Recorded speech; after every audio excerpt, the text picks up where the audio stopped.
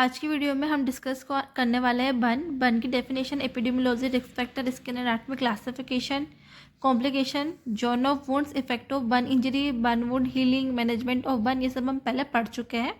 हम मैनेजमेंट पढ़ रहे हैं। मैनेजमेंट के अंदर भी मेडिकल मैनेजमेंट हमने पहले पढ़ लिया। फिजियोथेरेपी असेसमेंट कैसे होता है ये हमने देख लिया। अब हम पढ़ेंगे फिजियोथेरेपी मैनेजमेंट।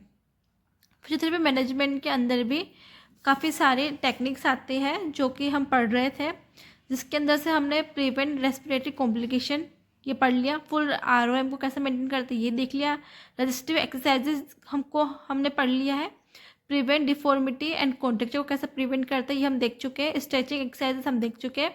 आज की वीडियो के अंदर हम पढ़ेंगे कि इडिमा को कैसे प्रिवेंट करते हैं, स्ट्रेंथ, मसल की स्ट्रेंथ को कैसे मेंटेन करते हैं, स्कार मैनेजमेंट कैसे करते हैं, प्रेशर ड्रेसिंग क्या होती है, ये सारे हम आज की वीडियो के अंदर डिस्कस करेंगे। उसके बाद यहाँ पर आएगा, ये सब पार्ट है फिजियोथेरेपी मैनेजमेंट के। उसके बाद हम पढ़ेंगे लास्ट सर्जिकल मैनेजमेंट। उसके बाद ये टॉपिक जो हमारा है ये कवर हो जाएगा। ये एग्जाम के पॉइंट ऑफ व्यू से काफ़ी इंपॉर्टेंट है और इसके अंदर हमने सारी चीज़ें ली है। ये एक बुक है, उसके अंदर से हमने ये नोट्स बनाया है। तो स्टार्ट करते हैं हम फिजियोथेरेपी मैनेजमेंट के अंदर। प्रिवेंट इडिमा की जब बर्न होता है तो बर्न होने के बाद जो इडिमा देखने को मिलता है उसको हम फिजियोथेरेपी से कैसे कम कर सकते हैं। ठीक है, तो यहाँ पे लिखा हुआ है कि इडिमा को हम कैसे प्रिवेंट करेंगे। Prevent oedema. Oedema means swelling caused by excess fluid collecting in the tissue. तो यहाँ पे क्या होता है ना, इडिमा का मतलब होता है कि स्वेलिंग। इडिमा का मतलब क्या है? इडिमा का मतलब होता है स्वेलिंग जो टिश्यू के एक्सेसिव फ्लूइड कलेक्ट होने के कारण होता है। ठीक है, इसके अंदर क्या होता है ना, एक्सेसिव फ्लूइड जो है कलेक्ट हो जाता है इडिमा के अंदर इन द टिश्यू, जिस कारण से अपन को वहाँ पे स्वेलिंग देखने को मिलती है। In burn patient oedema should be prevented to reduce pain, improve movement and promote healing. तो बर्न पेशेंट में इडिमा को प्रिवेंट करना बहुत ज़रूरी होता है। क्यों ज़रूरी होता है? ताकि जो पेन हो रहा है पेशेंट को उसको हम कर सकें, रिड्यूस कर सकें, जो मूवमेंट है उसको इम्प्रूव कर सकें और हीलिंग को प्रोमोट कर सकें। इसलिए अपन को बर्न के पेशेंट के अंदर जो इडिमा है उसको प्रिवेंट करना पड़ता है। ठीक है, मेथड टू प्रिवेंट इडिमा। अब इडिमा को प्रिवेंट करने के यहाँ पे मेथड से अलग अलग तरीके हैं, जिसमें से फर्स्ट मेथड आता है वो होता है एलिवेशन। एलिवेशन का मतलब है कोई भी पार्ट है उसको ऊपर की तरफ उठा के रखना। The affected limb is keeped राइज्ड above heart level. This helps fluid to drain back into the blood circulation by gravity. It reduces swelling and pain. तो यहाँ पे क्या होता है ना, अफेक्टेड जो लिम्ब होता है ना, अफेक्टेड लिम्ब को हार्ट के लेवल से ऊपर की तरफ उठा के रखा जाता है। जिससे क्या होता है ना, जिससे ग्रेविटी की हेल्प से जो फ्लूइड है वापस ब्लड सर्कुलेशन में आ जाता है और ड्रेन हो जाता है। जिस कारण से क्या होता है ना, जिस कारण से स्वेलिंग और जो पेन है वो कम हो जाता है। ठीक है, बात समझ आए कि एलिवेशन के कारण किस तरह से जो इडिमा है वो प्रिवेंट हो रहा है। जो भी लिम्ब है जो अफेक्टेड है उसको अपन ने हार्ट लेवल से ऊपर रखा, जिस कारण से क्या होगा, ग्रेविटी के कारण जो भी फ्लूइड है वो ड्रेन आउट हो जाएगा ब्लड सर्कुलेशन के में, और उसके बाद जो स्वेलिंग और जो पेन होगा वो कम हो जाएगा। उसके बाद है एक्टिव एक्सरसाइज। ये भी एक मेथड है इडिमा को प्रिवेंट करने के लिए। The patient is encouraged to move the affected part actively. Muscle movement acts like a pump and help push fluid out to the tissue. It also maintains joint mobility. तो active exercises से हम किस तरह से oedema को prevent कर सकते हैं। पेशेंट को अफेक्टेड पार्ट एक्टिवली मूव करने के लिए इनकरेज किया जाता है। पेशेंट को बोला जाता है कि आप अपने पार्ट को एक्टिवली मूव करने का ट्राई करो जितना आपसे हो पा रहा है। जिस कारण से क्या होता है ना, जो मसल्स है ना, मसल मूवमेंट एक पंप की तरह काम करती है। ठीक है, जो भी फ्लूइड को टिश्यू के बाहर निकालने में हेल्प करती है। ये पंप करेगा, पंप करने से क्या होगा, जो भी फ्लूइड होगा ना वो बाहर की तरफ ड्रेन आउट हो जाएगा, जिससे क्या होगा, जिससे जॉइंट की जो मोबिलिटी है वो मेंटेन रहेगी। ये सेकंड मेथड हो गया एक्टिव एक्सरसाइजेज, जिससे हम जो इडिमा है उसको प्रिवेंट कर सकते हैं। थर्ड मेथड यहाँ पे आता है मसाज। मसाज से भी हम जो इडिमा है उसको प्रिवेंट कर सकते हैं।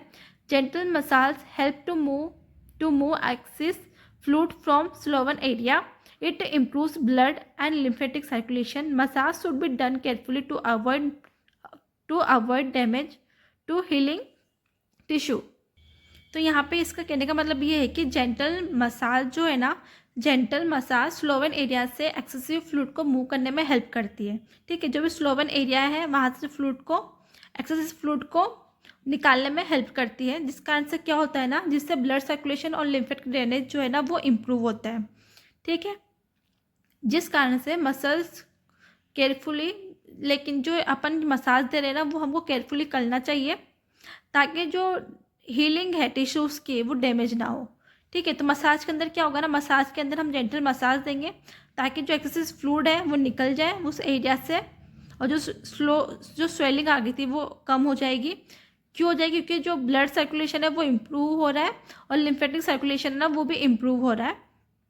और जो भी हम मसाज दे रहे हैं वो केयरफुली देनी चाहिए और हम उनको अवॉइड करना चाहिए डैमेज हीलिंग टिश्यूज़ का। उसके बाद यहाँ पर आता है फोर्थ मेथड जिससे हम इडिमा को प्रिवेंट कर सकते हैं, वो है बैंडेजिंग या फिर compression. Compression bandage apply pressure on the Sloan area. जो भी स्लोवन एरिया होता है ना जहाँ पे स्वेलिंग आ रखी है उस जगह पे प्रेशर अप्लाई करने के लिए कंप्रेशन बैंडेज को लगाया जाता है। This increase pressure outside the blood vessels. तो जिस कारण से क्या होता है ना, इससे ब्लड वेसल्स के बाहर का प्रेशर जो है ना वो इंक्रीज हो जाता है। It helps push the fluid back into the blood vessels and reduce oedema. जिस कारण से क्या होता है ना, ये फ्लूइड को वापस ब्लड वेसल्स में पुश करने में हेल्प करता है और जिस कारण से जो इडिमा है वो रिड्यूस हो जाती है। ठीक है, बैंडेज का समझ आया। उसके बाद यहाँ पर है कि importance of preventing oedema. Oedema जो हम कर रहे हैं, इडिमा को हम जो प्रिवेंट कर रहे हैं ना वो क्यों ज़रूरी है, इसकी इंपॉर्टेंस क्या है। Decrease swelling and pain. हमने जो भी मेथड देखा है ना उसके लास्ट में ये लिखा हुआ है कि स्वेलिंग को कम करेगा, पेन को कम करेगा। तो इसका इम्पोर्टेंस ही यही है कि जब भी हम इडिमा को प्रिवेंट कर रहे हैं उसका इम्पोर्टेंस ये है कि हमको जो पेशेंट है ना उसके पेन को कम करना है और जो वहाँ पे जो स्वेलिंग आ रही है ना उसको डिक्रीज़ करना है। जो भी रेंज ऑफ मोशन है पेशेंट की उसको इम्प्रूव करना है, इंक्रीज़ करना है रेंज ऑफ मोशन को, ROM को। इसके अलावा इडिमा को प्रिवेंट करने का एक और अपना एम ये है कि जो भी स्टिफनेस है पेशेंट के अंदर, जो भी कॉम्प्लिकेशन है उसको हम प्रिवेंट कर सकें, उसको ज़्यादा बढ़ने से रोक सकें। और एक और इम्पोर्टेंस है इसका इडिमा को प्रिवेंट करने का, जो भी रिकवरी है उसको फास्ट करना, प्रोमोट फास्टर रिकवरी। क्योंकि इससे क्या होता है ना, जो रिकवरी है वो फास्ट होती है, इसलिए ये प्रोमोट करता है फास्टर रिकवरी को। उसके बाद यहाँ पर आता है maintain muscle strength and endurance, जो कि हम यहाँ पे देखा, ये वाला हमने पढ़ लिया है। उसके बाद यहाँ पर आता है next maintain muscle strength and endurance. इससे भी क्या होता है ना, इसको भी हम यूज़ लेते हैं फिजियोथेरेपी मैनेजमेंट के अंदर बन के। फिजियोथेरेपी मैनेजमेंट है ये भी एक तरह का। इसके अंदर क्या होता है ना, maintaining muscle strength and endurance is very important.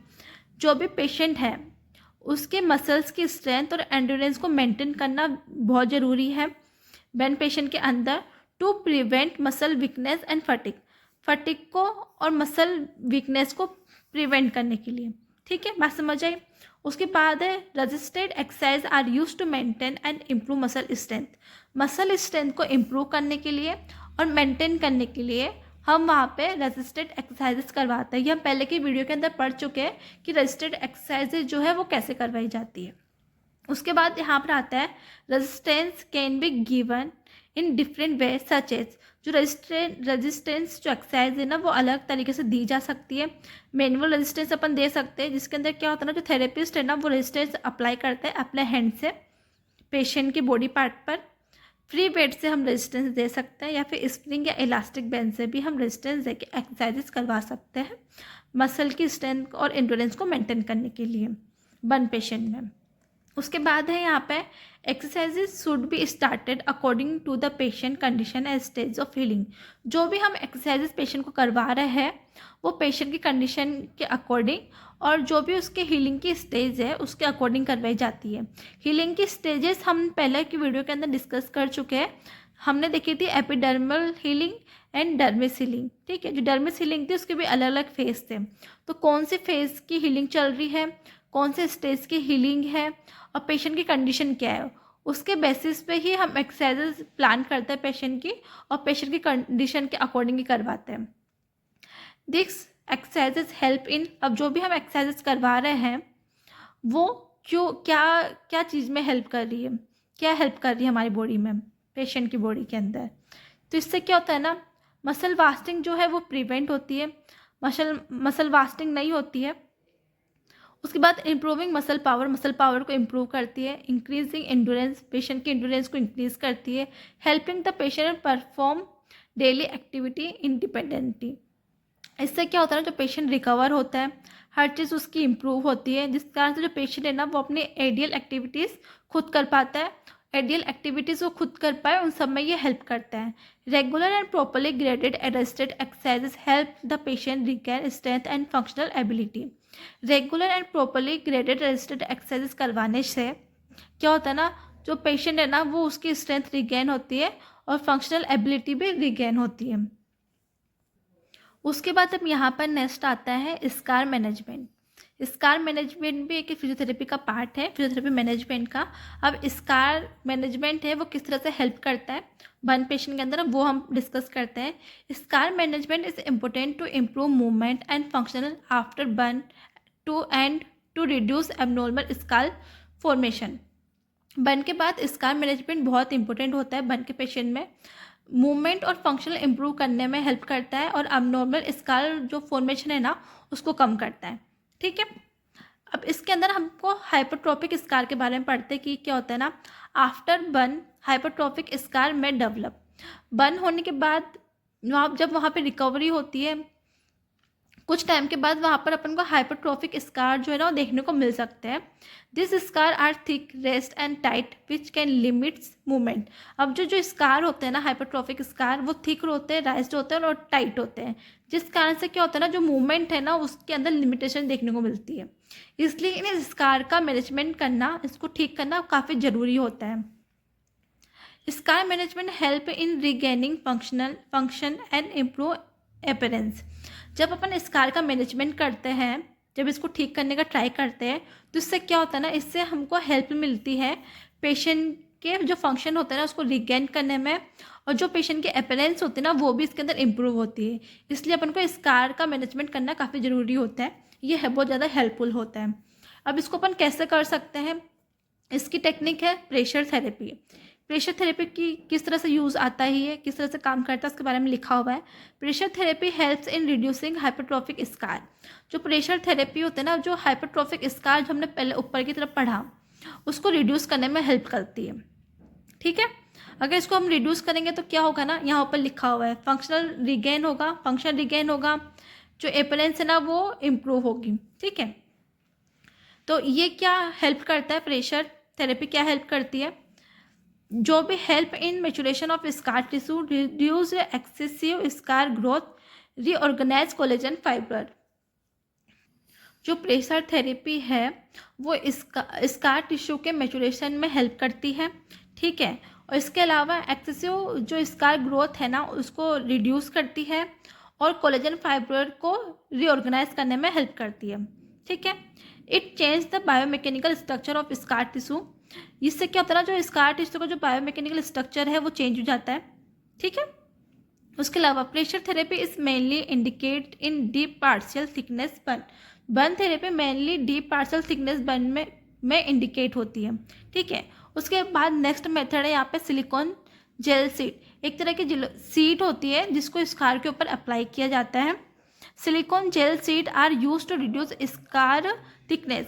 जो सिलिकॉन जेल सीट होती है ना उसको हम किस तरह से यूज़ लेते हैं, जो स्कार थिकनेस है ना वो रिड्यूस होती है इसके यूज़ से। दे हेल्प्स इन, अब ये किस तरह से हेल्प करती है, ये हेल्प करती है सॉफ्टनिंग द स्कार को सॉफ्ट बनाने में हेल्प करती है, और जो स्कार के अपीयरेंस है ना उसको भी इम्प्रूव करने में हेल्प करती है। Before use patient should be checked for allergy and it में कॉज स्किन रैसेस। जब भी हम सिलिकॉन जेल सीट अप्लाई करता है पेशेंट को पे, उससे पहले पेशेंट की अपन को एलर्जी चेक करनी है कि उसको इससे एलर्जी है या नहीं है। अगर एलर्जी होगी और हमने बिना चेक किए उसके ऊपर अप्लाई कर दिया तो वहाँ पे हमें स्किन रैसेस भी देखने को मिल सकते हैं। उसके बाद यहाँ पर नेक्स्ट आता है deep friction massage. Deep friction massage के अंदर क्या होता है ना, deep friction massage helps in losing tight scar tissues, mobilising scar from underlining tissue. तो डीप फ्रिक्शन मसाज है ना इसको भी हम हेल्प लेते हैं स्कार मैनेजमेंट के अंदर। तो इससे क्या होता है ना, डीप फ्रिक्शन मसाज से जो स्कार टिश्यू है जो टाइट हो चुके थे वो लूज होना स्टार्ट कर देते हैं और इश्यूज को अंडरलाइनिंग टिश्यूज से मोबिलाइज करने में भी हेल्प करते हैं। ठीक है, it helps in breaking adhesion and improve mobility. इससे क्या होता है, जो भी एडिशंस होते हैं ना वो ब्रेक होते हैं और जो मोबिलिटी है वो इंक्रीज होती है। उसके बाद आता है अल्ट्रासाउंड थेरेपी। अब अल्ट्रासाउंड थेरेपी को भी हम यूज़ लेते हैं स्कार मैनेजमेंट के अंदर। Ultrasound therapy is use to, इसको हम क्यों यूज़ ले रहे हैं, मोबिलाइज स्कार टिश्यू, जो भी स्कार टिश्यूज है उसको मोबिलाइज करने के लिए यूज़ ले रहे हैं अल्ट्रासाउंड थेरेपी को। और इंक्रीज टिश्यू एक्सटेंसिबिलिटी, टिश्यूज़ के एक्सटेंसिबिलिटी को इंक्रीज करने के लिए भी हम यहाँ पे अल्ट्रासाउंड थेरेपी का यूज़ लेते हैं। It helps in reducing scar tightness. इस कारण से क्या होता है ना, अल्ट्रासाउंड थेरेपी को यूज़ लेने से क्या होता है ना, it's helps in reducing scar tightness. जो भी स्कार की टाइटनेस होती है ना उसको रिड्यूस करने में ये हेल्प करता है। उसके बाद यहाँ पे नेक्स्ट आता है प्रेशर ड्रेसिंग। ये भी एक तरह का मेथड है जो कि हम फिजियोथेरेपी मैनेजमेंट के अंदर यूज़ लेते हैं बर्न के पेशेंट के अंदर। अब ये किस तरह से काम करती है, प्रेशर ड्रेसिंग या फिर इसका एक और नाम है कंप्रेशन थेरेपी। ठीक है, प्रेशर ड्रेसिंग और compression therapy is an important part of burn rehabilitation. जो प्रेशर थेरेपी है या फिर जिसका अदर नाम है कंप्रेशन थेरेपी, ये क्या है ना, ये बर्न रिहेबिलिटेशन का एक इम्पोर्टेंट पार्ट है। बर्न रिहेबिलिटेशन में इनका यूज़ किया जाता है। Pressure is applied using elastic bandage और प्रेशर गारमेंट। अब जो हम ये जो प्रेशर अप्लाई कर रहे हैं ना वो किसको यूज़ लेते हुए कर रहे हैं, इसके लिए हम यूज़ करते हैं इलास्टिक बैंडेज को या फिर प्रेशर गारमेंट्स को। ठीक है, इन दो चीज़ों का यूज़ ले सकते हैं प्रेशर ड्रेसिंग के लिए या फिर कंप्रेशन थेरेपी के लिए। हाउ प्रेशर हेल्प, अब जो प्रेशर है ना वो किस तरह से हेल्प कर रहा है पेशेंट के अंदर बर्न रिहेबिलिटेशन के अंदर। It reduces excessive collagen production, जो एक्सेसिव कोलेजन का प्रोडक्शन हो रहा है ना उसको ये रिड्यूस करता है। रीअलाइन कोलेजन फाइबर्स को रिलाइन करता है। इट हेल्प्स इन प्रिवेंटिंग और मिनिमाइजिंग स्कार फॉर्मेशन, जो भी स्कार फॉर्मेशन हो रहा है उसको ये प्रिवेंट करने में हेल्प करता है और मिनिमाइज मतलब उसको कम से कम करने में हेल्प करता है। बेनिफिट्स और प्रेशर ड्रेसिंग, अब जो प्रेशर ड्रेसिंग है इसके क्या बेनिफिट्स हैं। प्रेशर ड्रेसिंग हेल्प्स टू, अभी किस तरह से हेल्प कर रहा है, इससे क्या होता है ना, प्रोटेक्ट फ्रेजाइल स्किन, जो भी नई स्किन आ रही है ना उसको ये प्रोटेक्ट करने का काम करता है pressure dressing. Improve blood circulation इन डैमेज टिश्यू, जो भी डैमेज टिश्यूज़ है ना वहाँ पे ब्लड सर्कुलेशन इम्प्रूव करने में हेल्प करता है। ये पेन को कम करने में हेल्प करता है।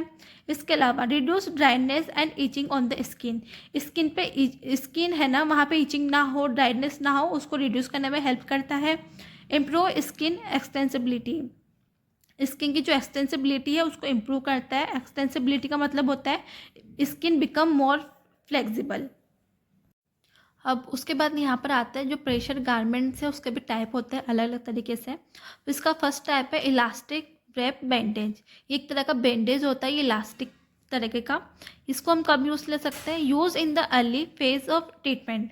जब भी हम ट्रीटमेंट स्टार्ट कर रहे हैं बर्न का उसके अर्ली फेज के अंदर हम इस इलास्टिक रेप बैंडेज का यूज़ ले सकते हैं। Use until the burn area can tolerate pressure garments, और तब तक यूज़ होता है जब तक जो बर्न एरिया है वो प्रेशर गारमेंट टॉलरेट करने लायक ना हो जाए। ठीक है, एप्लीकेशन पैटर्न कैसा होगा, इसको किस तरह से हम अप्लाई करेंगे, किस पैटर्न में अप्लाई करेंगे प्रेशर इलास्टिक वेब बैंडेजेस को। लोअर लिम्ब में हम करेंगे फिगर ऑफ 8 पैटर्न में। अपर लिम्ब में हम जब इसको अप्लाई करेंगे तो उसको स्पाइरल पैटर्न में अप्लाई करेंगे, और जब ट्रंक में अप्लाई करेंगे तब इसको सर्कुलर पैटर्न में हम अप्लाई करेंगे। Self adherent plastic bandage are available for hand and toes. Hand and toes के लिए self adherent plastic bandage available है मार्केट में, जिसको हम यूज़ ले सकते हैं हैंड के लिए एंड टोज के लिए। अपर लिम, लोअर लिम और ट्रंक के लिए हम इस तरह से पैटर्न में यूज़ ले सकते हैं। उसके बाद सेकेंड आता है यहाँ पे बैंडेज, वो है ट्यूबुलर प्रेशर बैंडेज। ठीक है, जिसको हम टूबी ग्रिप भी कहते हैं। यूज इन इनिशियल फेज, इसको भी हम इनिशियल फेज के अंदर यूज ले सकते हैं इस वाले बैंडेज को भी। प्रोवाइड जेंटल प्रेशर, ये जेंटल प्रेशर अप्लाई प्रोवाइड करता है पेशेंट को बर्न एरिया पे। उसके बाद है very useful for children as garment need frequently size changes. तो क्या होता है ना, ये जो है ना चिल्ड्रंस के लिए बहुत यूज़फुल होते हैं क्योंकि इनके साइज फ्रिक्वेंटली चेंज होते हैं। ठीक है, उसके बाद यहाँ पर आता है नेक्स्ट गारमेंट जिसका नाम है एंटेरियम केयर गारमेंट। इसमें क्या होता है ना, ये रेडीमेड गारमेंट्स होते हैं, इसको मार्केट से लिया और अप्लाई करके पहन लिया, ये इस तरह से इनको यूज़ लेते हैं। Use temporary until custom made garment are prepared. इसको हम तब तक यूज़ ले सकते हैं या फिर तब तक यूज़ होते हैं जब तक जो कस्टम मेड गारमेंट जो है ना, जब तक तैयार नहीं हो जाते, जब तक इनसे काम चलाते हैं। जैसे कि इनको हमने मार्केट से लिया और पहन लिया। उस एक होते हैं कस्टम मेड गारमेंट जिसको हम पेशेंट की बॉडी की साइज़ के अकॉर्डिंग कस्टम करवाते हैं, ठीक है, उनको बनवाते हैं। तो जब तक ये रेडी नहीं हो जाता जब तक हम इनको यूज़ ले सकते हैं। उसके बाद आता है कस्टम मेड प्रेशर गारमेंट, ठीक है, जो हम इसकी बात कर रहे थे इसके बारे में यहाँ पे बताया है। Made according to patient body measurement, पहले पेशेंट का मेजरमेंट लिया जाता है उसकी बॉडी का, उसके बाद इनको बनवाया जाता है पेशेंट के according. Made from lane and spandex, ठीक है, इनसे ये मिलकर बना हुआ होता है। उसके बाद शुड बी वर्न, अब इसको हम कब तक पहन सकते हैं, इसको हम 23 हार्स पहन सकते हैं पर डे, एक दिन के अंदर 7 डेज पहन सकते हैं a week. Can be remove for, अब इसको रिमूव कैसे करना है, इसको पहन तो लिया लेकिन इसको ऐसे ही नहीं हटा दिया जाता है, इसके भी अलग तरीके होते हैं हटाने के। बाथिंग के टाइम इसको हटा सकते हैं, नहाते वक्त इसको हटा सकते हैं, या फिर मॉइस्चराइज़र या फिर लोशन इसके ऊपर अप्लाई करके इसको हटाया जाता है। उसके बाद यहाँ पे ड्यूरेशन ऑफ यूज़, इसको कितने ड्यूरेशन के लिए हम यूज़ कर सकते हैं। यूज़ अंटिल स्कार मैच्योर, जब तक स्कार जो है ना मैच्योर नहीं हो जाता जब तक हम इसका यूज़ ले सकते हैं। मैच्योर स्कार का मतलब क्या होता है ना, mature scar soft flexible and similar in skin colour to normal skin, तो इसका मतलब यहाँ पर है मैच्योर स्कार का मतलब होता है स्कार सॉफ्ट हो, फ्लेक्सिबल हो और स्किन कलर के सिमिलर हो, ठीक है, उसको हम मैच्योर स्कार कहते हैं, मतलब कि वो ठीक हो गया है। Usually take 8 month to 1 year, usually इसको हम 8 मंथ टू 1 ईयर के लिए यूजुअली यूज़ कर सकते हैं। डिपेंड्स ऑन, अभी डिपेंड करता है बर्न की डेप्थ पे और जेनेटिक फैक्टर्स पे, ठीक है। उसके बाद यहाँ पर आता है नेक्स्ट, उसके बाद अब यहाँ पे नेक्स्ट आता है फिजियोथेरेपी मैनेजमेंट के अंदर कैमोफ्लेग मेकअप या फिर स्किन कैमोफ्लेग, ठीक है, इसको हम पढ़ते हैं, इसको भी हम फिजियोथेरेपी के अंदर यूज़ लगते हैं। Burn can cause skin colour changes like hypopigmentation और हाइपर पिगमेंटेशन, ठीक है। बर्न के कारण क्या होता है ना, स्किन का जो कलर होता है वो चेंज हो जाता है, या तो वो लाइट कलर का हो जाएगा या फिर डार्क कलर का हो जाएगा।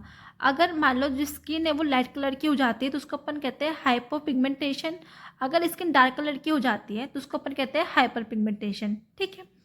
दिस चेंजेस में look cosmetically unpleasant to patient, तो क्या होता है ना, जब पेशेंट ने अपने बॉडी के ऊपर इन कलर्स को देखता है, कलर चेंज देखता है तो उसको अच्छा नहीं लगता, ठीक है, वो हैप्पी नहीं रहता इन सब चीज़ों से। Because of this many patient feel psychological depressed और हैव लो कॉन्फिडेंस, तो इस कारण से क्या होता है ना, पेशेंट को अपनी बॉडी के ऊपर ये स्कार्स है, कलर चेंजेस हो रहे हैं, वो अच्छा नहीं लगता है, इसलिए कहीं ना कहीं उनकी साइकोलॉजिकल प्रॉब्लम्स भी उनके अंदर देखने को मिलती है, साइकोलॉजिकल डिप्रेशन उनके अंदर देखने को मिलता है, और उनका जो कॉन्फिडेंस होता है ना वो कहीं ना कहीं लो हो जाता है। अब जो हम जो टेक्निक पढ़ रहे हैं यहाँ पर वो होता क्या है, वॉट इज़ कैमोफ्लेग मेकअप।